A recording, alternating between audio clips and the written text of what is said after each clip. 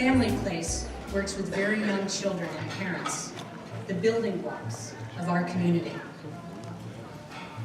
I'm going to be recognizing our lead and gold sponsors. Nancy Bloomfield, our executive director, is going to recognize our silver and bronze level sponsors. And she's going to talk about our relationship and ongoing work with Harvard Center on the Developing Child.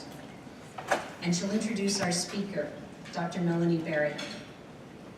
After Melanie's presentation, you're going to have time to share your reflections and reactions during Table Talk.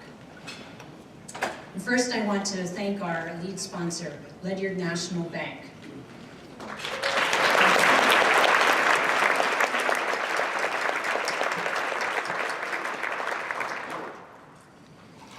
Whether you're doing business at one of their branches, attending a meeting with them, or enjoying their annual tomato soup and grilled cheese benefit in Norwich, which we all love, Ledyard is building and stewarding community.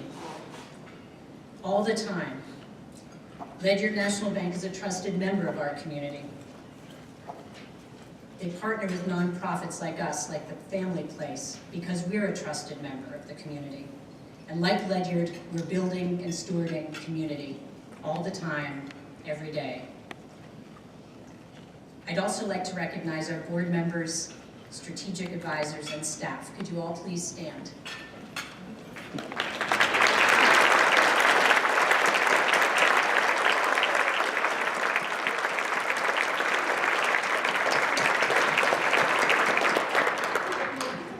Thank you for your enduring commitment to the parents and children in our community.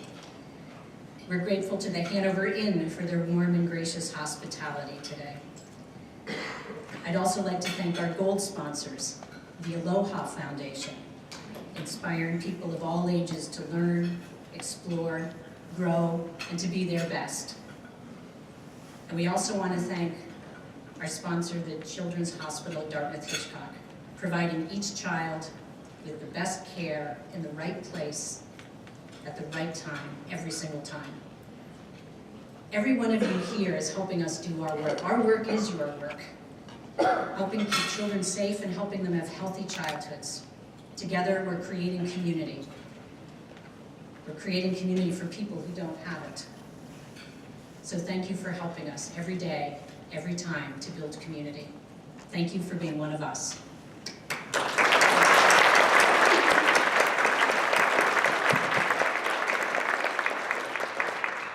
And I'd like to introduce Nancy Bloomfield, our executive director.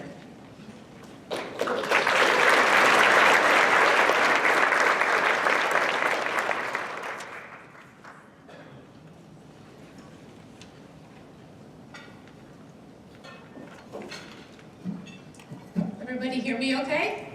Okay. Thank you, Robin, and thank you all so much for being here. It feels really nice to see old friends of the Family Place and a lot of new friends of the Family Place today, too. So thank you for taking the time out of your busy day to spend a couple hours here. So as Robin mentioned, I would like to acknowledge our silver sponsors and our bronze sponsors. We have a wonderful group. Our silver sponsors, Dan and Witz, Hershenson, Carter, Scott, and McGee, the Lime Timber Company, and Vitt and Associates. Let's give a round for them.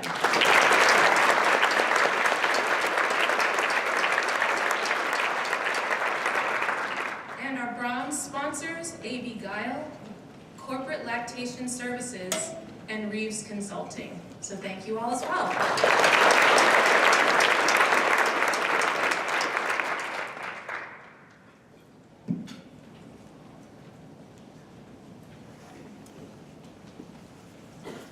So this Force for the Future luncheon is an opportunity for us to listen together and think together as a community that already has a strong foundation of collaboration and commitment to children.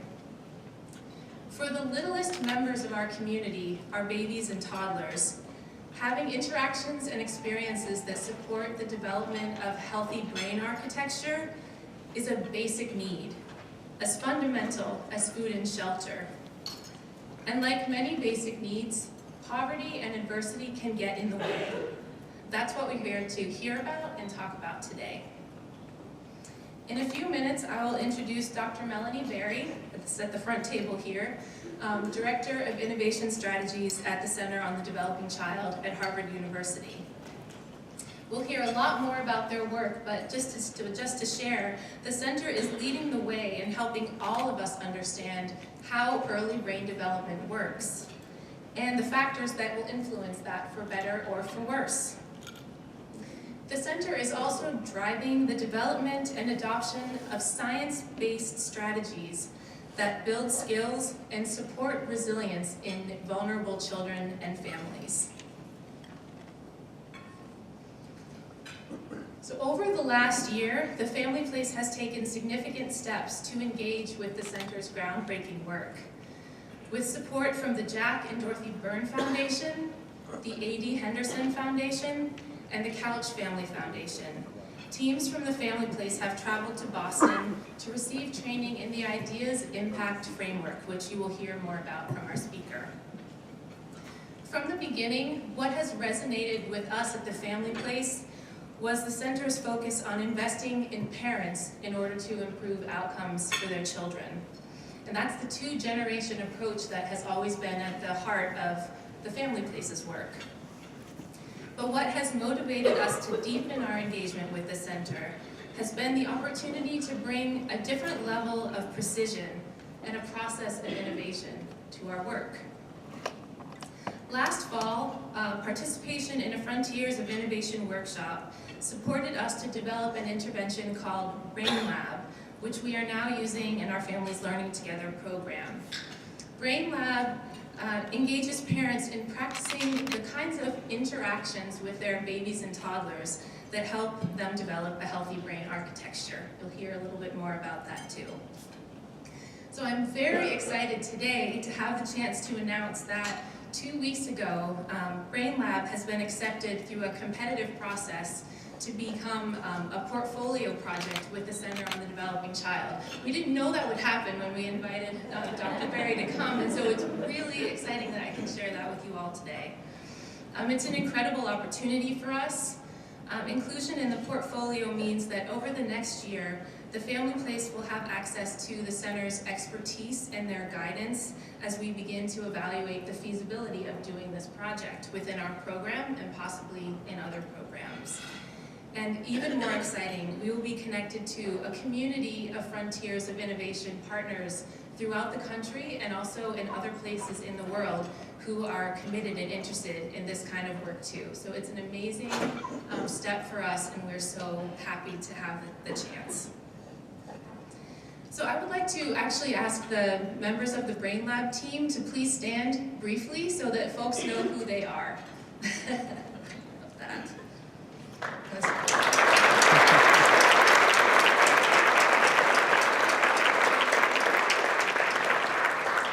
I have been really inspired by the stories that I've been hearing from that team after they have had each of their weekly sessions. So I hope that many of you will have a chance to talk with them too about what is happening through Brain Lab.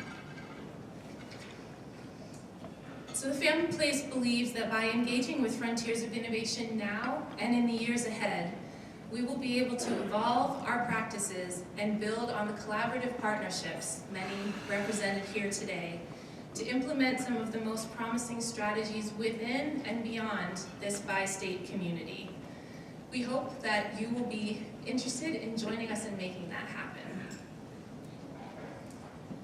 So it's obvious that it's truly a thrill for me to be able to introduce Dr. Melanie Berry.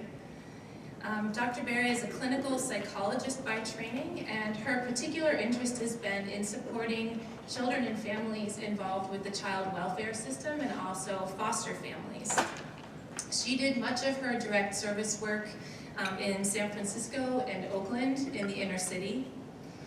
After leaving the Bay Area, Dr. Berry became a research associate at the Stress Neurobiology and Prevention Lab at the University of Oregon, where her work shifted from direct service to working on innovative programs for young children and their caregivers. In her current role as as Director of Innovation Strategies at the Center, Dr. Berry provides strategic leadership around the incubation of promising new programs as part of the Center's innovation pipeline. We were so pleased that Melanie had the time to come to the Family Place yesterday to meet more of our staff, and I'm very grateful that she generously went with me this morning to meet with some folks at CHAD to talk about some of the recovery-friendly pediatric work that they're doing. So she's been so generous with her time. It's been such a pleasure to have you, and I'm very pleased to welcome our speaker. So please join me.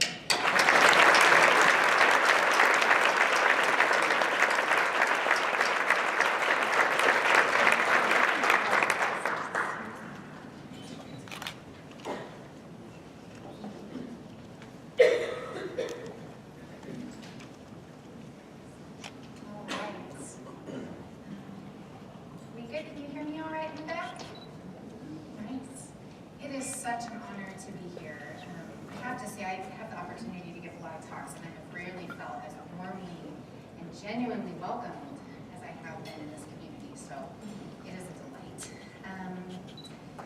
So before I dive into my talk, I'd like to start by just saying a little bit about sort of my background and how I come to be up here giving this talk today. As Nancy said, my training is in clinical psychology and my background is in individual and family therapy with kids. So it is sometimes really surreal for me to find myself up at a podium as opposed to playroom, working with Play-Doh and toy cars, and I'll sometimes pinch myself and go, what am I doing here? But I can explain how it happened. As Nancy said, I was working in inner city San Francisco and Oakland, and I was working in really good clinics, working in well-resourced clinics with good supervision and training. I was putting my all into it, and I was getting good feedback in my supervision, and there was still this feeling though at the end of the day, and for those of you who do direct service work, you might know what I'm talking about. There was still this feeling, this kind of nagging feeling, sometimes when I went home, that I just knew that even though the services we were offering were really helpful for many of the kids and families, there was a fair number who were slipping through the cracks. If we were really honest with ourselves, there were families and kids who were still really struggling in spite of the very best of what we had to offer. The latest evidence-based practices, the coolest new things.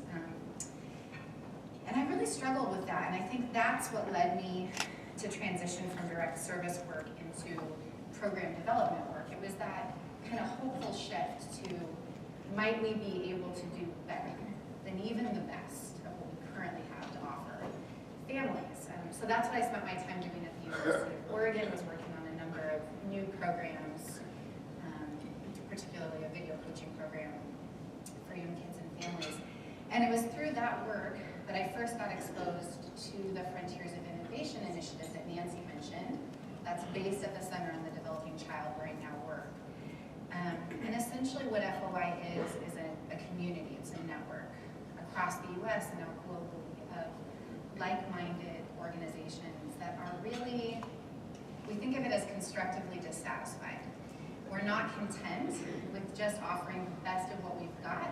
We want to go beyond best practices, right? To push the field forward, to always be moving the needle more than we were before.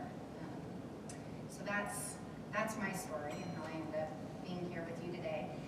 And that's going to be the focus of my talk today, is on this idea of sort of moving beyond best practices, and specifically entertaining this question of how can science fuel innovation in early childhood. And I'm going to go about that. We'll start with what I think of as kind of the core story of early childhood development. And for some of you who eat, sleep, and breathe this will be a refresher. For others, this might be new to you, but we'll just start with that foundation of what does the science tell us about early development, the role of caregiving, the impact of stress. And then from there, we'll kind of turn our attention to, and how might we translate that into some principles to drive new policies and practice. And then I'll end by telling you a little bit more about that framework that Nancy mentioned. mentioned, the Ideas Impact Framework, and the work that is now underway on the Family Place to put that framework into action. We won't probably have time during my talk for Q&A, but I'm happy to stick around afterwards or give folks my card if you want to chat or you have questions. So I'm going to, as we dive into this core story of child development, I'm going to play 3 very short videos. They're each about 90 seconds. So watch and listen, see what stands out to you, and then after each video, we'll kind of unpack them, and I'll try to help pull out some of the key themes. This video starts with the idea that early experiences build the architecture of the developing brain, so the structure, the kind of foundation of the developing brain. A child's experiences during the earliest years of life have a lasting impact on the architecture of the developing brain. Genes provide the basic blueprint, but experiences shape the process that determines whether a child's brain will provide a strong or weak foundation for all future learning, behavior, and health. During this important period of brain development, billions of brain cells called neurons send electrical signals to communicate with each other. These connections form circuits that become the basic foundation of brain architecture. Circuits and connections proliferate at a rapid pace and are reinforced through repeated use. Our experiences and environment dictate which circuits and connections get more use. Connections that are used more grow stronger and more permanent.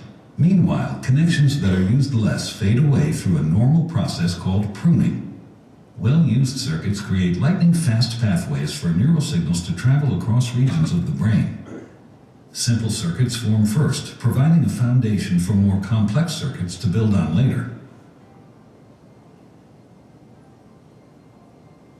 Through this process, neurons form strong circuits and connections for emotions, motor skills, behavioral control, logic, language, and memory during the early critical period of development. With repeated use, these circuits become more efficient and connect to other areas of the brain more rapidly. While they originate in specific areas of the brain, the circuits are interconnected. You can't have one type of skill without the others to support it. Like building a house, everything is connected, and what comes first forms a foundation for all that comes later. So one of the things I like about that video is that I feel like you really don't have to be a brain scientist to tell that story of basic brain development.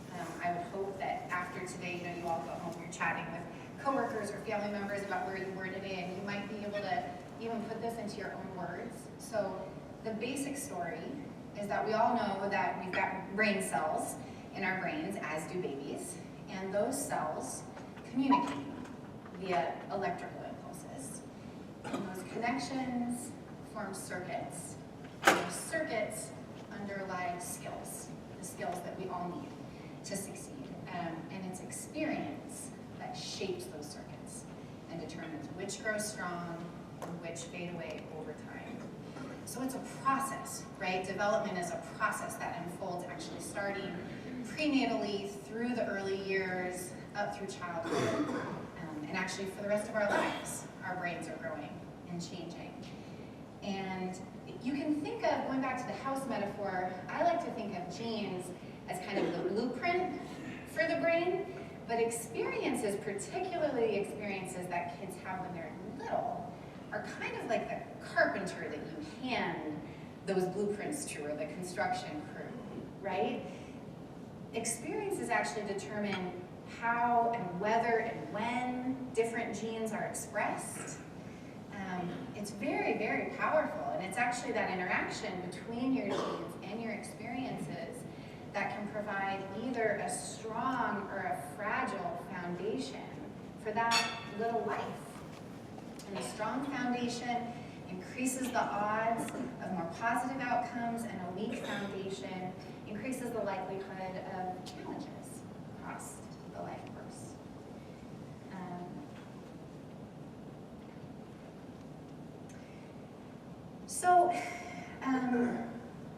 What this means is that the ability of the brain to change, or what we call brain plasticity, like the word plastic, flexible, right?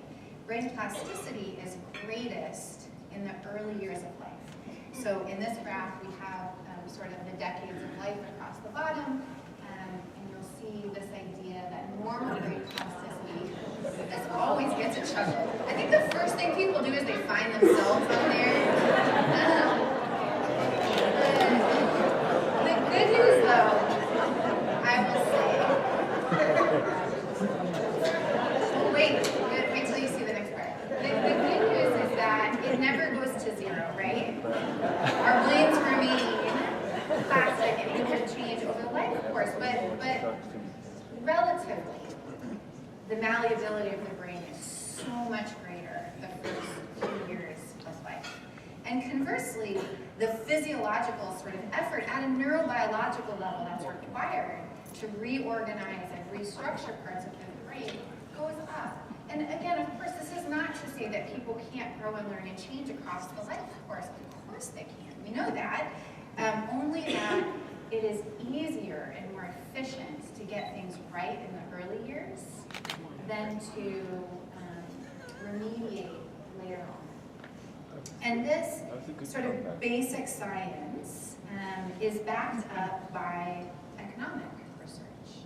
I understand that this was the focus of the previous family and place luncheon, so this may be familiar to some of you.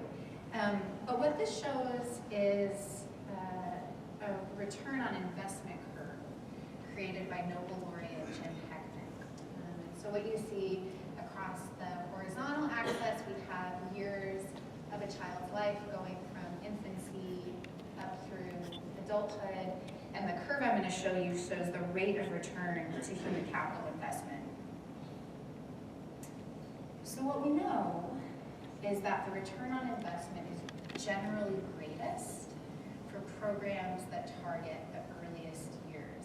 And I would argue that it's no coincidence that this graph looks a whole lot like that brain plasticity graph I just showed you, right? So when we intervene and we support children during the earliest years of life, when their brains are developing and are most affected by experiences, for better or worse, we see the greatest return on our investments. Again, this is not intended to suggest that we shouldn't invest in the later years, in later childhood or adolescence or adulthood. Of course we should. But again, to make the point that we might need to invest less in remediation later on if we invest more upfront in the early years of a child's life.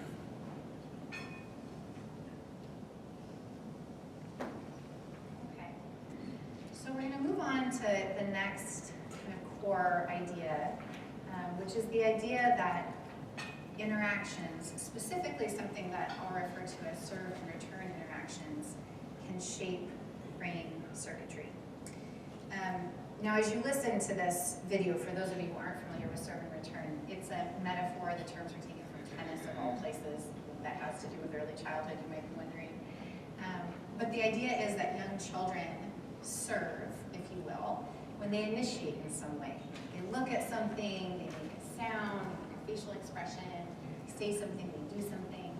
And adults return that serve when they respond in a developmentally supportive way. And what the science has told us over the course of decades is that attentive, responsive interaction is absolutely fundamental to the development of healthy brains.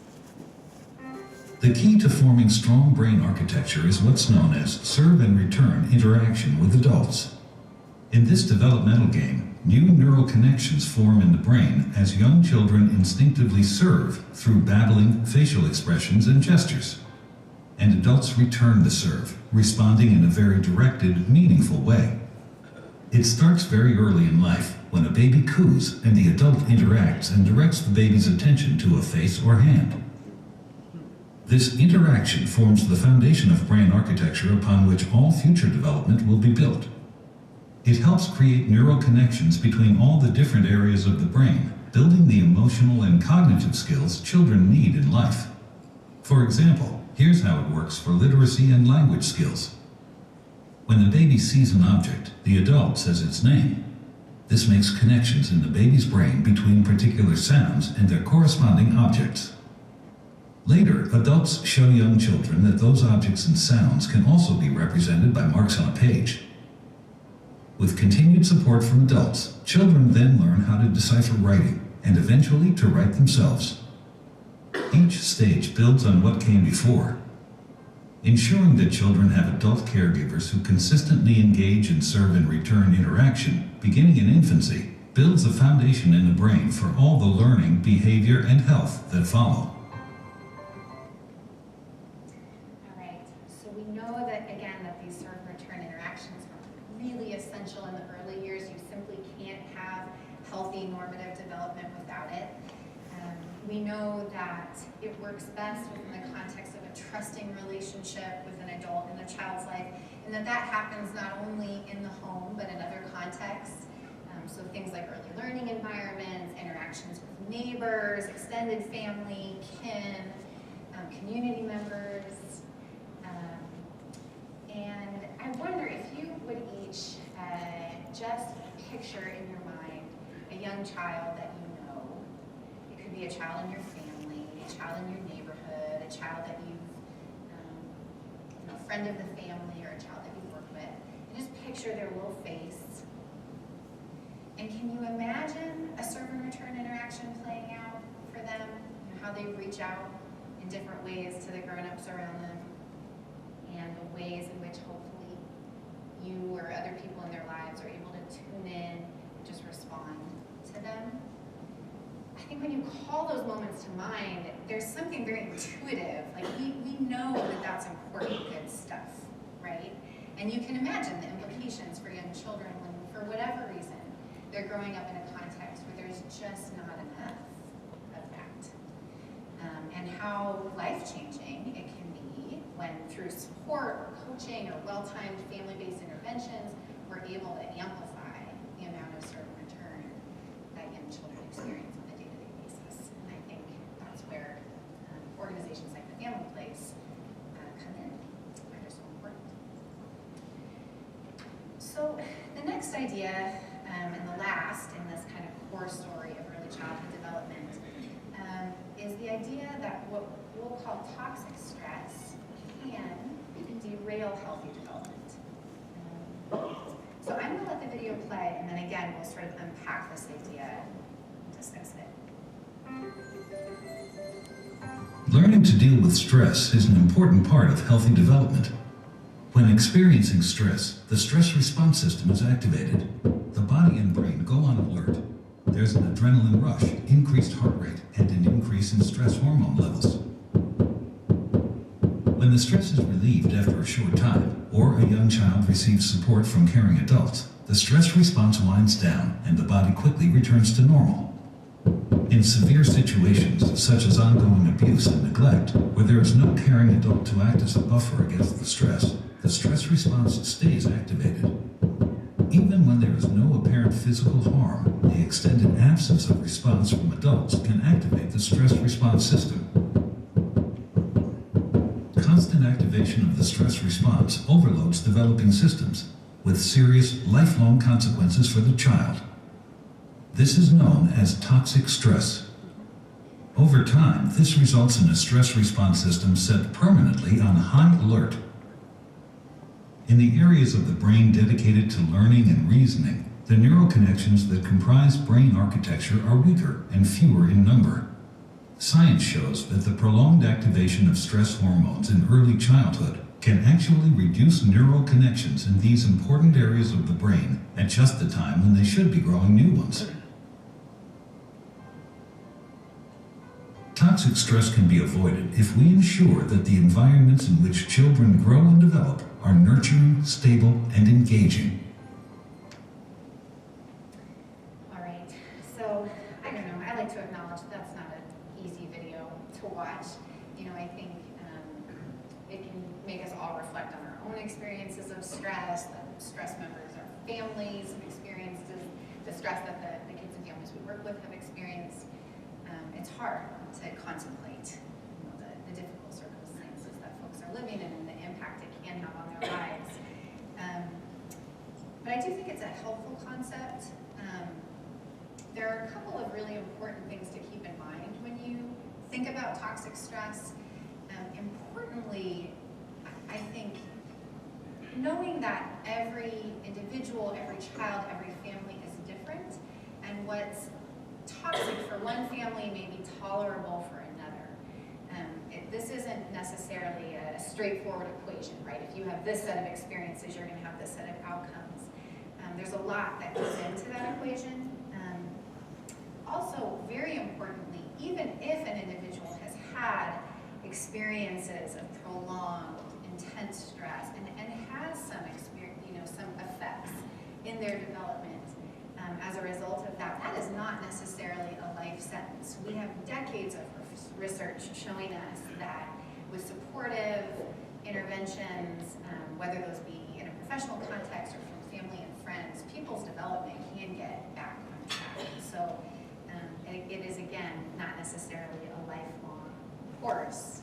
And then finally, really important to acknowledge that not all stress is bad. In fact, there are some stressors that I would actually consider positive.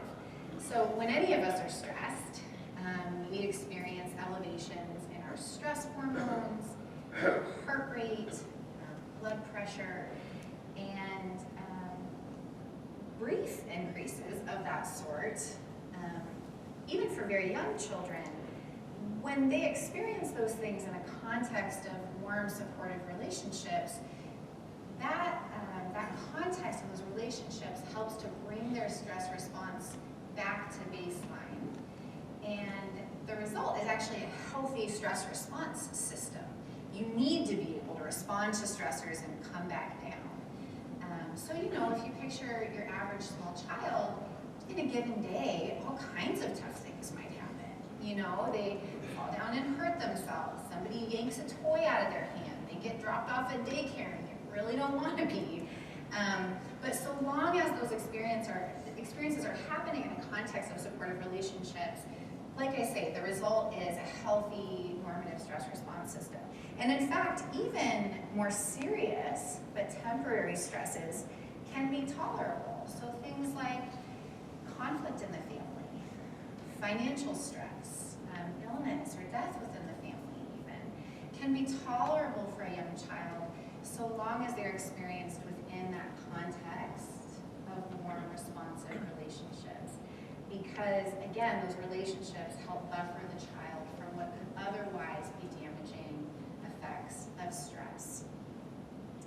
It's really only when stress is severe, prolonged, and it happens for young children in the absence of those kinds of caregiving relationships that it can potentially negatively impact their development. And that's what we mean when we talk about toxic stress, is the kind of stress that really takes a cumulative toll on an individual's physiological and mental health.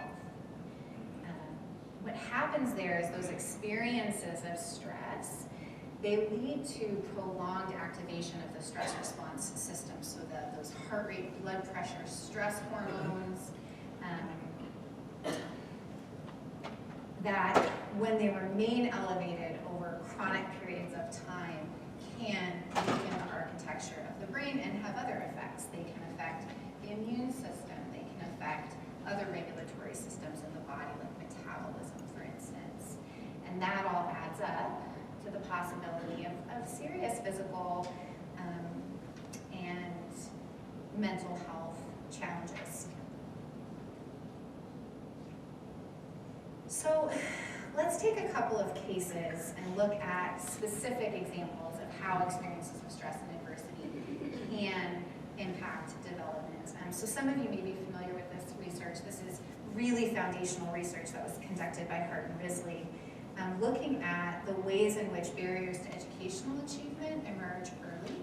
And so what we see here across the horizontal axis, we have the age of children. Across the vertical axis, we have cumulative vocabulary and words. So these researchers went out and they recruited families from a wide range of economic backgrounds, including families who were living in poverty, up through families who had higher levels of educational and income attainment. And I'll show you what they saw.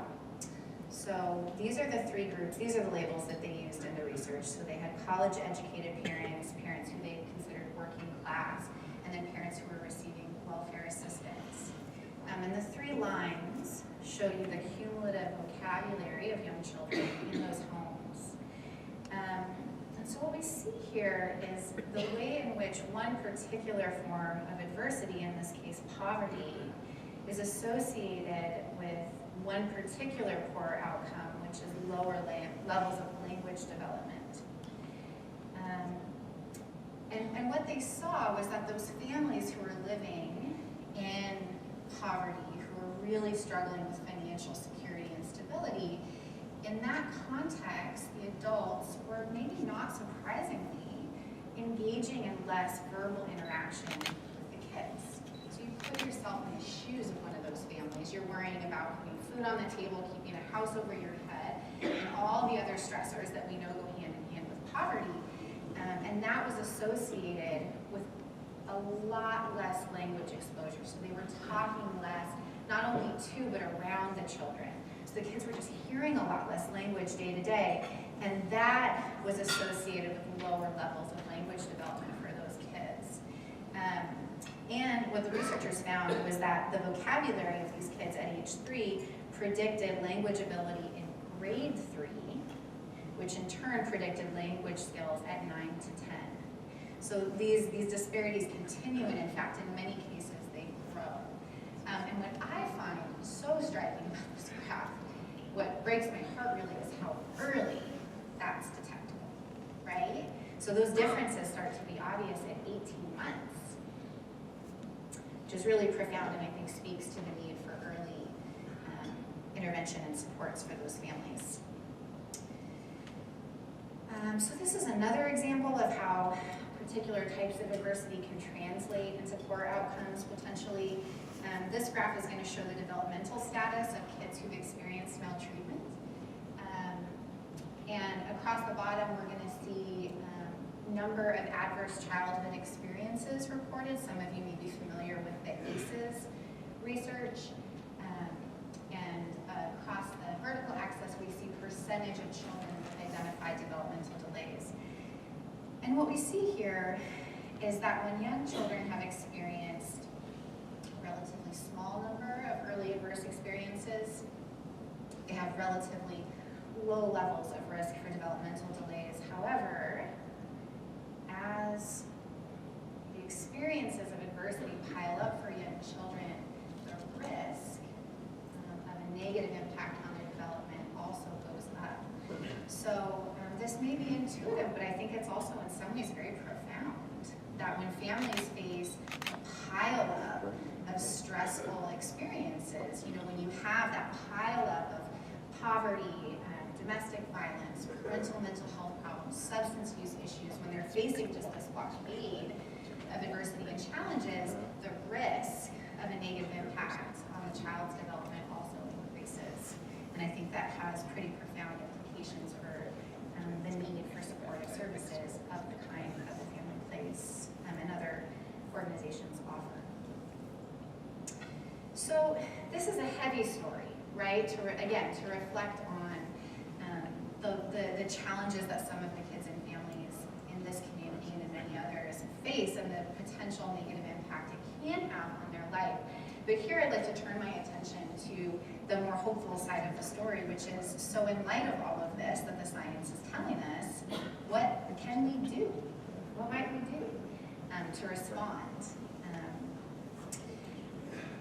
So I'm going to share with you 3 science-based principles for policy and practice.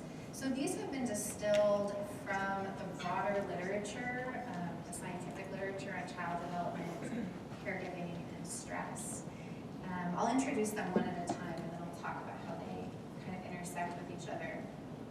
So the idea here is that all of that science that we've just talked about points to this set of design principles that policymakers and practitioners can use to improve positive outcomes. And the idea is that to be maximally effective, services and policies should embody these ideas. The first is the idea of supporting responsive relationships. So those serve and return interactions that we were talking about in the video. How might we come alongside children and families who are facing stress and facing adversity and support them in a way that increases the amount of that serve and return interaction that that young child is going to experience in the course of a given day. Examples of practices might include things like Brain Lab, that's providing coaching in the moment to help families understand what these interactions are, why they're helpful, and be able to do them more often.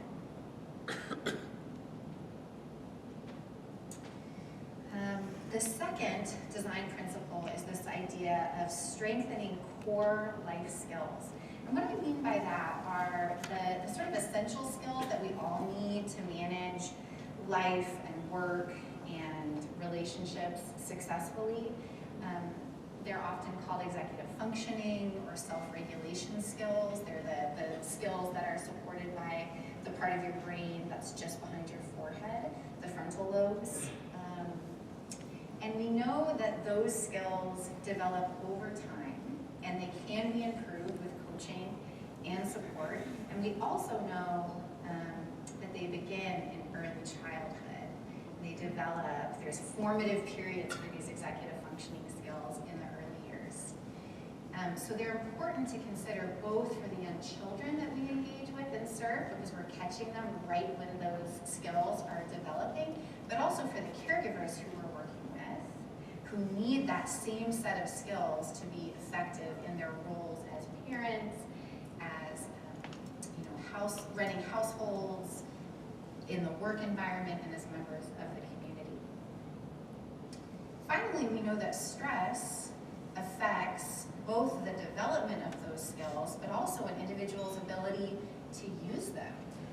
Imagine yourself on your worst day, when you're stressed out, you're running late, you spilled your coffee on your shirt right as you were leaving the house, the car won't start, right? In that moment, if somebody reaches out to you for help solving a problem, how able are you going to be to sort of bring your executive functioning skills to bear when you need them? And I think that's the experience of a lot of the caregivers that we're working with. They're in crisis, they're stressed out. We know that stress dampens down your ability to use the executive functioning skills you have. And so programs that meet families where they're at, with skill building, problem solving, goal setting, and coaching, can be very effective at helping families build those skills and put to use the skills that they have.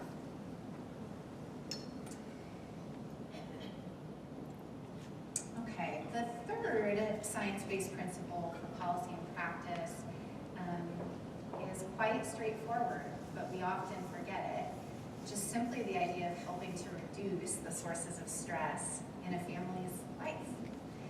So much of what we do is about helping people cope and tolerate difficult experiences, but there are also some interventions and programs that are focused at actually trying to address some of the ongoing stressors. So helping people access assistance with basic needs, secure housing, address food insecurity, access stable income.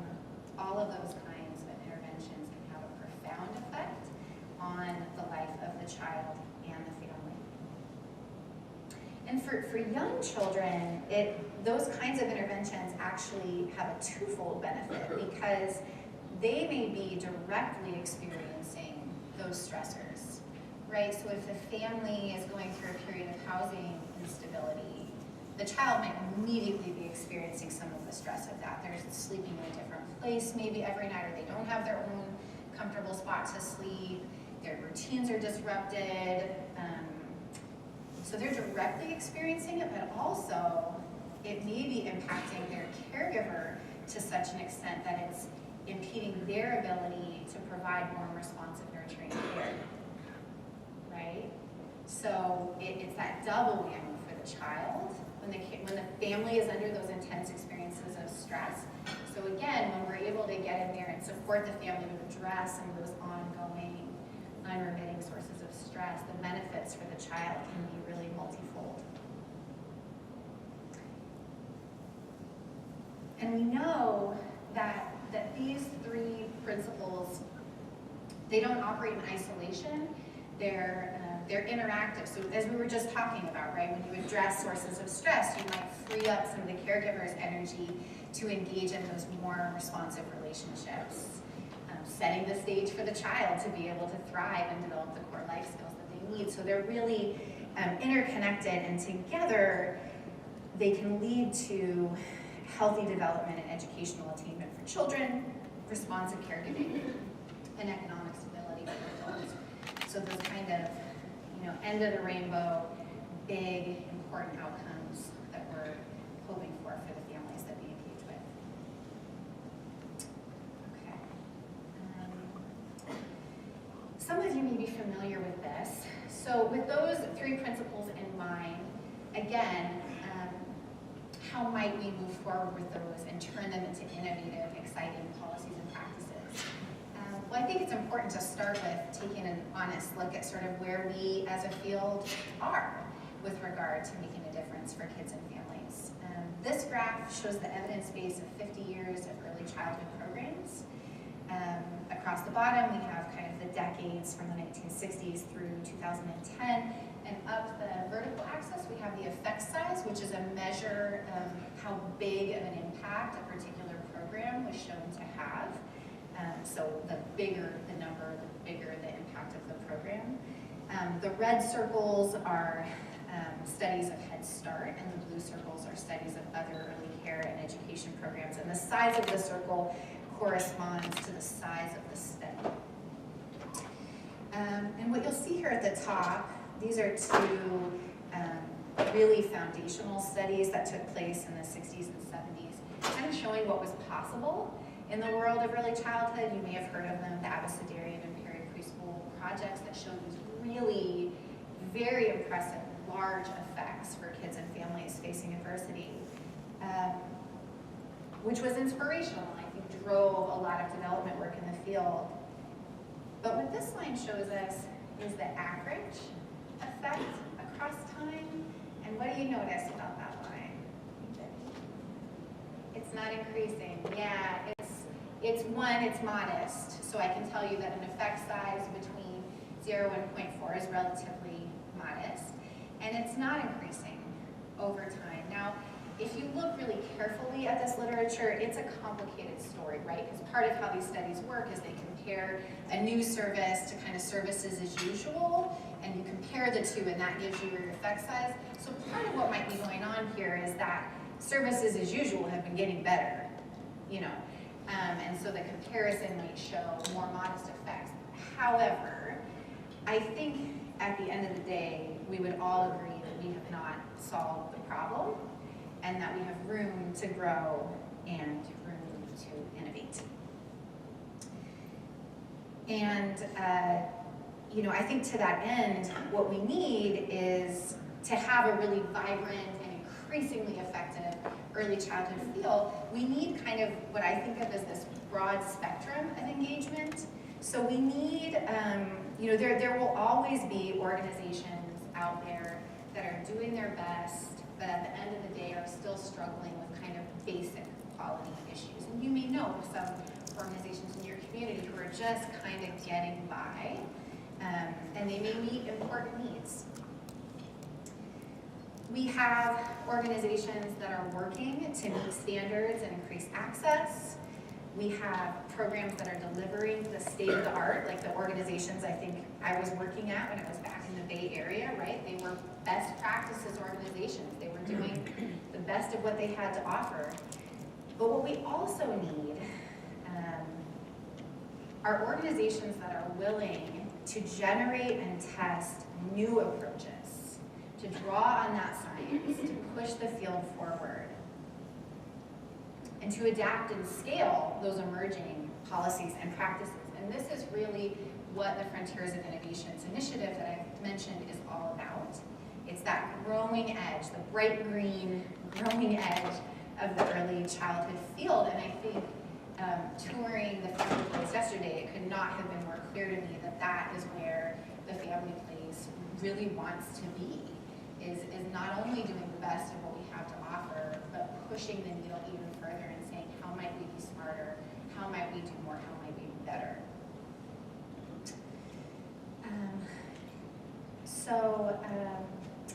As we've mentioned, our center has developed an approach to support people who are in that space, the far edge of the curve, that's really intended to help break through the barriers that often stand in the way of innovation work. You know, there's a lot of forces at play that lead to the status quo and that make it very comfortable to just do the best of what you've got and leave it at that. It's hard to push beyond that and to try to engage in innovation. So this framework is designed to help people garner the resources and be successful in that endeavor. It's called the Ideas Impact Framework. Ideas stands for innovate, develop, evaluate, adapt, scale. And we see it as a structured but flexible approach that facilitates program development, like new program development, implementation, evaluation, and what we call fast cycle iteration. And I'll say more about that in just a moment. And here we're really utilizing tools, research methodology and tools that have existed in the field, but we're bringing them together into a toolbox and putting them into the hands, often of community-based organizations who may not have a great deal of research and development capacity. You know, they may not have a paid researcher on staff. But we believe really strongly that with the right kinds of supports, you don't have to be a researcher to engage in really good program development and evaluation work. And again, the whole point here is to help us go beyond the best of what we've got, beyond the average, that flat line that I find so depressing in that slide a few slides ago. This framework is based on a set of guiding principles, and I'll just talk through those quickly. If you're curious to hear more about the framework, we have lots of information on our website. We also offer events a couple times a year that people are welcome to register for to Cambridge. So the first principle is the idea of fast cycle iteration. So oftentimes in the field of early childhood and in intervention research more broadly, there's kind of what I think of as like a one and done mindset. So people gear up, they do one big, massive, 4-year-long evaluation that costs millions of dollars, and at the end of it, they report out the positive effects that they found, and it sort of earns you that evidence-based practice stamp, and that's kind of the end of it. There may be sort of replications of that original study, but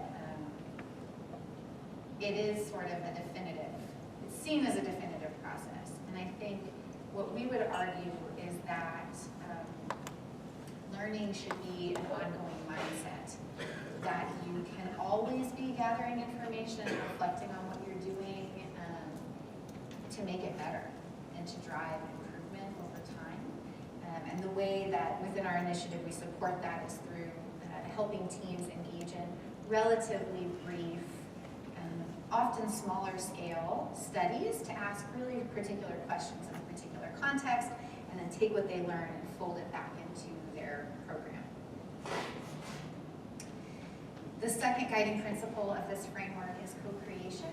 So we believe really strongly that the best ideas happen when you bring together multiple stakeholders to the table, including the people who are involved in direct service work. So your practitioners, the people who are running your playgroups, running your home visits, actually doing one-on-one therapy with families.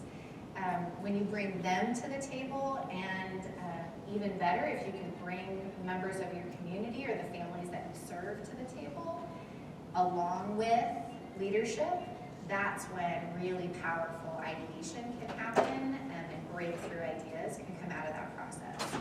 So that principle of co-creation is very central, and it ensures that the things that we develop, the new policies and practices, are one, actually meeting a need, because how many times have we seen somebody announce a brand new initiative or program and it's totally reinventing the the wheel.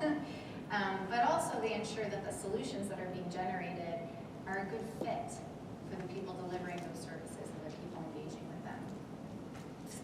The third guiding principle is the idea of shared learning. So through our work, we've seen that too often you have these wonderful, innovative organizations that are just pouring their heart into their work, and they're doing it in total isolation, which can be really exhausting, right? To feel like you're out there on the growing edge on your own. And so part of what we try to do within our initiative is to create opportunities for like-minded thinkers and organizations to come together, share what they're learning, and importantly, to share both their successes and their failures and challenges. Because it's rare that you have an opportunity to be really candid with people and say, hey, we're really struggling with recruitment or retention of families, or we did gather some data on this program and we didn't see what we thought we were going to see, right? Those aren't stories that you often get to tell when you're reporting on a grant, for instance. We are often finding ourselves having to put a positive spin, and within our initiative, we try to make opportunities for people to really engage in genuine reflection. And then finally is this idea of precision. So moving beyond that question of does it work, right? Does a particular program or policy work, period? Moving beyond that to ask questions like, what about it works? What particular elements of that program or policy, what strategies work? How does it work? So when you engage a family in that service, what immediately changes? How does that lead to longer term outcomes? And also, who is it most helpful for? And who is less responsive? What context does this work well in? What do we know about the conditions that are necessary to execute it effectively? So all of that is kind of captured under this umbrella of precision. And we get to those through these three key components. And Nancy mentioned this was the focus of the workshop that the Brain Lab came to visit. So through a particular approach to theory of change, where you're really getting very clear and specific about what the program entails, how you think it might be helpful,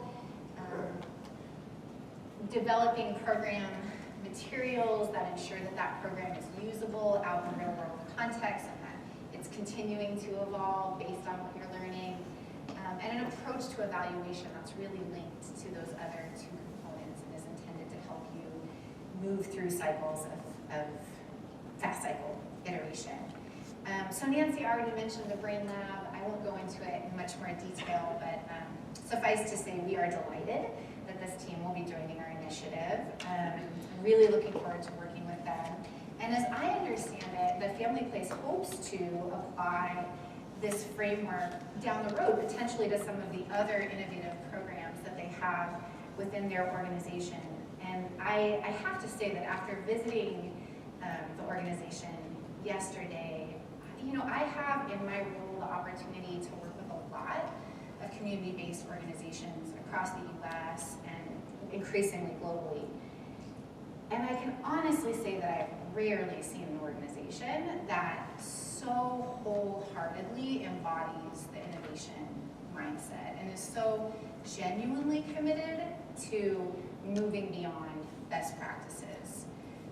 And I am very confident that they will continue, with all of your support, to make just really wonderful contributions, not just to this community, but I think to the Frontiers of Innovation initiative and to the field.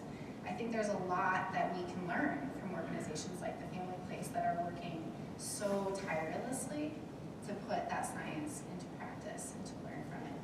So with that, I will wrap up. Thank you so much.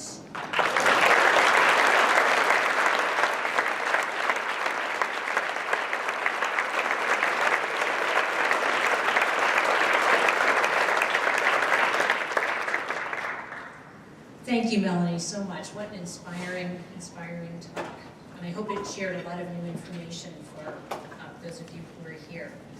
Now it's time for table talk. We want to hear what you have to say. So board members, strategic advisors, and staff will facilitate conversations at each table. We know you're busy and need to get back to work. So after your table talks have wrapped up, you can feel free to head back to whatever you need to do. Our luncheon will be over. When you support the family place, you're supporting young children and families, the building blocks of our community. We are building the community together, so thank you so much for helping us do that. Thanks for being here today.